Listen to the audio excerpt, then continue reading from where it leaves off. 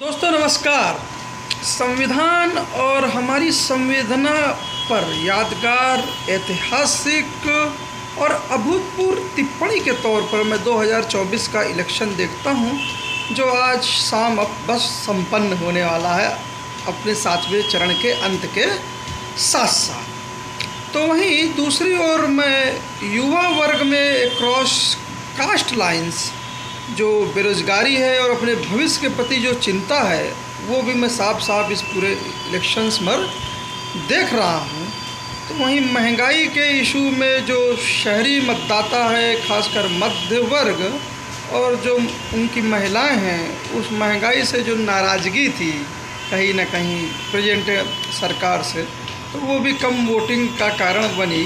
अत्यधिक गर्मी और सोफिस्टिकेटेड लाइफ के साथ अर्बन सेंटर्स में, तो वहीं दूसरी ओर ग्रामीण क्षेत्रों में वही महिलाएं इसी महंगाई में जो कांग्रेस और इंडिया गठबंधन का घोषणा पत्र था, उनमें दी गई जाने वाली जो रायतें थी, वादा था कि इतने महीना इतने पैसा दिया जाएगा इत्यादि, ये सब, तो उससे काफ़ी कुछ प्रभावित भी दिखी, खासकर गरीब, पिछड़े, आदिवासी और दलित वर्ग की महिलाएं।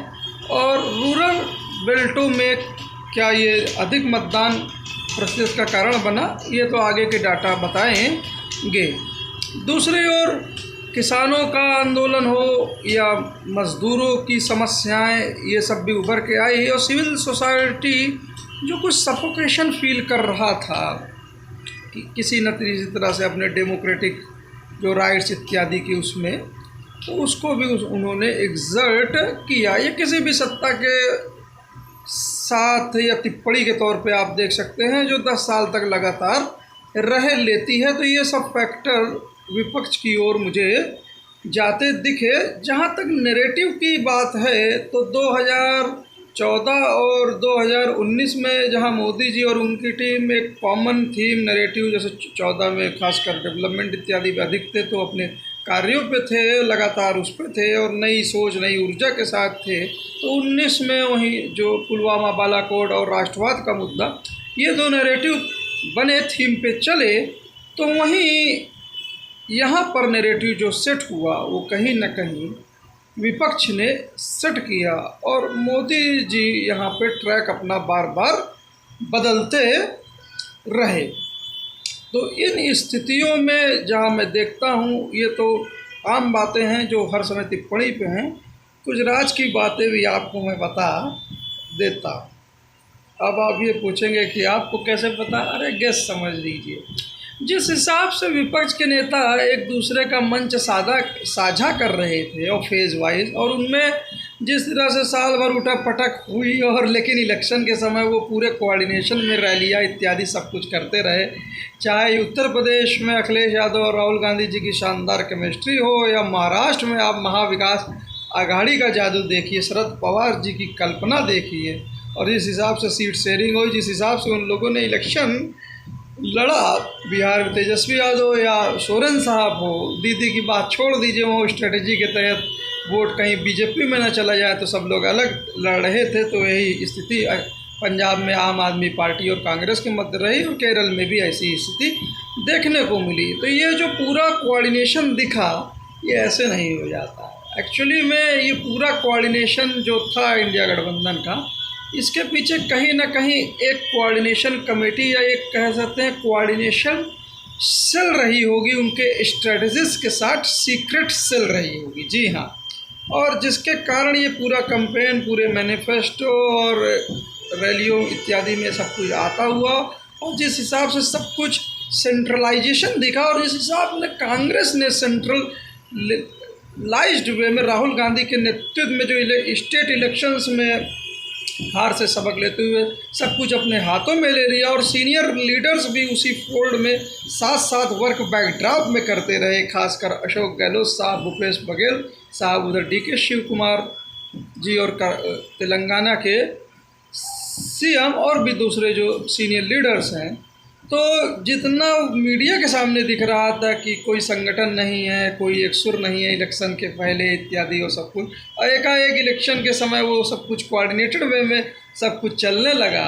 तो ये मीडिया से छुपा कर अपनी स्ट्रेटजी और कोऑर्डिनेशन सेल अंदर रख कर बहुत ही अच्छा कार्य किया गया। तो लीगल पहलुओं पर कपिल सिब्बल साहब हो या अभिषेक मनु सिंघवी साहब, उन्होंने हर तरह से लीगल पहलुओं पर गठबंधन और उनके सामने जो भी पक्ष उनके लिए हमेशा पक्ष रखा।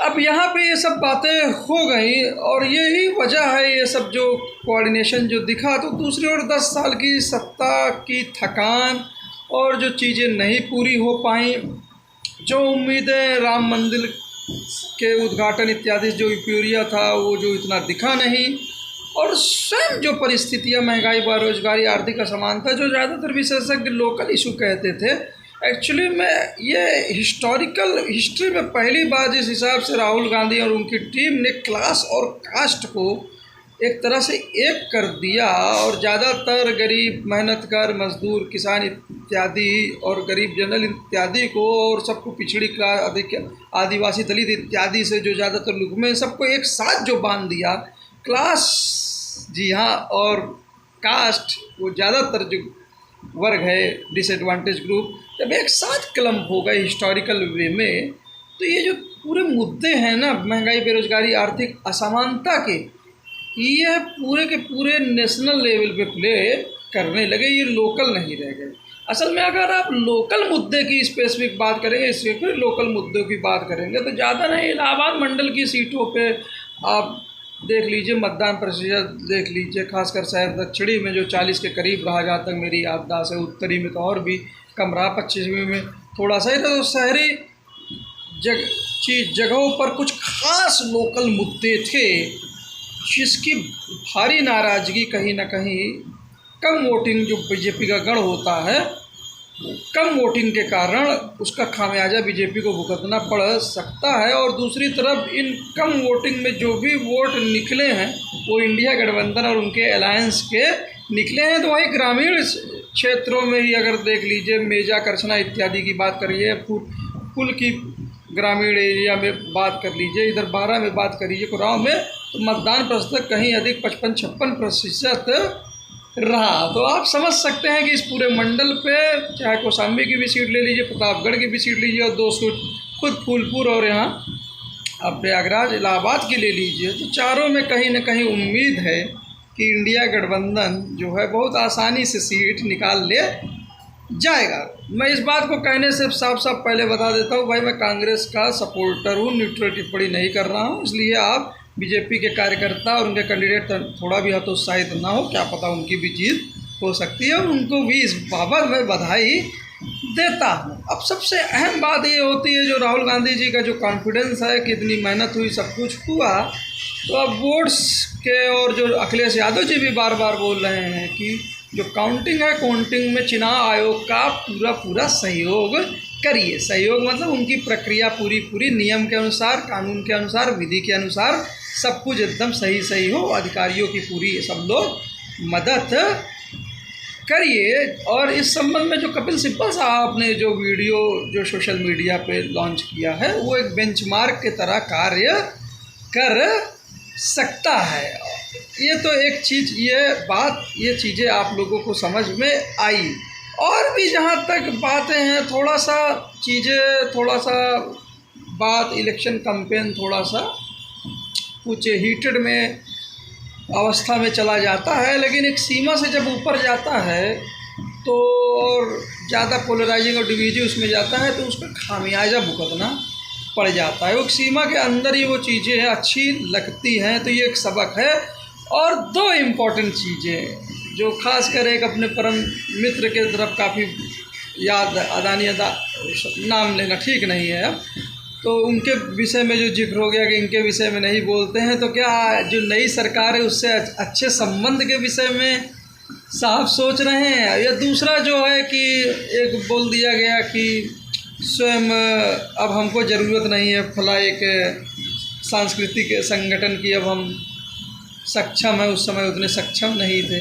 अरे भाई, वो संगठन भी क्या करे जब ज़मीन पे लोग तैयार नहीं हैं और ज़मीन पे स्थितियाँ विरुद्ध हैं, तो वो ज़बरदस्ती थोड़ी ना हवा मोड़ देगा। तो एक तरह से ये एक्नॉलेजमेंट भी इलेक्शन का समझ में आता है। तो इन शब्दों के साथ उम्मीद करते हैं कि अब सब कुछ वोटिंग इत्यादि ख़त्म हो रही है। अंत में मुलायम सिंह यादव जी की बात आती है याद की। मैं शुभकामनाएं देता हूं कि आप तीसरी बार बने। तो अब वो नहीं है तो हम भी एक विपक्ष के तौर से दे देते हैं, लेकिन विपक्ष ने बहुत अच्छा इलेक्शन लड़ा, उसको अच्छे परिणाम उम्मीद होंगे। मेरी अगर बात माने तो कहीं ना कहीं इंडिया गठबंधन 320 के ऊपर मुझे जाता दिख रहा है। और दूसरी भविष्यवाणी ये है कि स्वयं उत्तर प्रदेश में वो बीजेपी से कहीं अधिक या कुछ अधिक सीटें जरूर पाएगा। महाराष्ट्र में बहुत भारी नुकसान होगा, तो वहीं राजस्थान में भी कुछ सीटें निकलेंगी, और गुजरात में 2-4 निकल जाए तो करिश्मे की बात होंगी। पंजाब हरियाणा एक तरफा की ओर बढ़ते जा रहे हैं। हिमाचल बढ़ जाएगा, उत्तराखंड भी बढ़ जाएगा। हिमाचल में क्या पता एज में हो जाए कांग्रेस। ममता बनर्जी 18 की टैली जो बीजेपी की थी उसको शायद और कम कर ले जाएंगी। तो वहीं DK शिव कुमार का जादू कर्नाटक और तेलंगाना में किस हद तक चला ये देखने की बात है। और उड़ीसा में संगठन की कमी बीजेपी को खलेगी, नीचे ही वो इम्प्रूव भले ही करें। आंध्र प्रदेश में नायडू साहब कुछ अच्छा पाएंगे, लेकिन एक और मैं एग्जांपल दे देना चाहता हूँ। इंडिया गठबंधन ने जो यूज किया एक स्ट्रेटजी जो हिस्टोरिकली इंडियन नेशनल मूवमेंट भी यूज की गई थी, और वो थी कहीं ना कहीं, जी हाँ, जब आया था शायद वो CR दास साहब का समय था, 1920-22 के बाद का समय था, बाल गंगाधर तिलक साहब का समय था कि क्या समय था कि वो जब नए रिफॉर्म्स आए थे और वो बोल रहे थे कि आप इलेक्शंस लड़िए और हम अंदर से ही पूरी सिस्टम को डिसमेंटल करेंगे। तो कहीं ना कहीं जो बहुत सारे जो महाराष्ट्र में अजीत पवार और शिंदे साहब और बिहार में नीतीश कुमार जी इत्यादि, ये जो एकाएक बीजेपी में चले गए और अंदर खाने वो इलेक्शन के बाद क्या करते हैं, क्या वापस इंडिया तरफ आते हैं, इसका सबसे स्पष्ट एग्जाम्पल जो स्वयं थाने की सीट पर जहाँ शिंदे साहब के लड़के खड़े हैं, वहाँ एक थोड़ा कमज़ोर कैंडिडेट जो उद्धव साहब ने दिया उससे एक उदाहरण दिखता है। तो स्वयं नीतीश कुमार जी की जो टिप्पणियां हैं, हम फिर से CM बनाने जा रहे हैं या 600 सीट इत्यादि की, ऐसा कुछ न कुछ और इशारा करती हैं। और स्वयं नीतीश कुमार जी पे जो भी बिल्कुल भी कमेंट नहीं हुआ, पूरे आदर के साथ तेजस्वी और राहुल गांधी जी चलते रहे, ये भी देखने योग्य बात है। तो इतिहास बहुत कुछ सिखाता है। फिर भी सबसे बड़ी हिम्मत की बात ये है कि मोदी और शाह जी पूरा इलेक्शन में पूरी बहादुरी के साथ, जब तक भी अंतिम समय था तो उस हिसाब से विपरीत परिस्थितियों में मेरे हिसाब से फिर भी मजबूत तरह से वो चीज़ें लड़ते रहे। इलेक्शन में ऐसा होना भी चाहिए, क्या पता बाजी उनके हाथ में हो। हमने अपनी राय दे दी, अब आप लोग अपनी राय अपने उससे, लेकिन सब लोग प्रेम मोहब्बत से चलते रहिए और जो भी रिजल्ट आए एक्सेप्ट करिए और आगे प्रगति के पथ पर सबको साथ लेते हुए। जय हिंद, जय भारत। सत्यमेव वरिष्ठ पत्रकार अम्बरीश कुमार जी को जरूर सुना करिए जनादेश चर्चा पे। और एक साहब को मैं सुन रहा हूँ, नाम लेने की याद कर रहा हूँ, डॉक्टर उत्कर्ष सिन्हा साहब को और प्रोफेसर रवि कांत साहब को, अशोक वानखेड़े टाइगर साहब को, पुण्य प्रसून वाजपेयी और रवीश कुमार ऑफिशियल को भी आप लोग जरूर कीजिए। हाँ, डॉक्टर रवि यादव जी को जय हिंद, जय भारत। अरुण त्रिपाठी जी को भी जरूर सुनिए, वो मुझे बहुत अच्छे लगते हैं। जय हिंद, जय भारत। Thank you sir.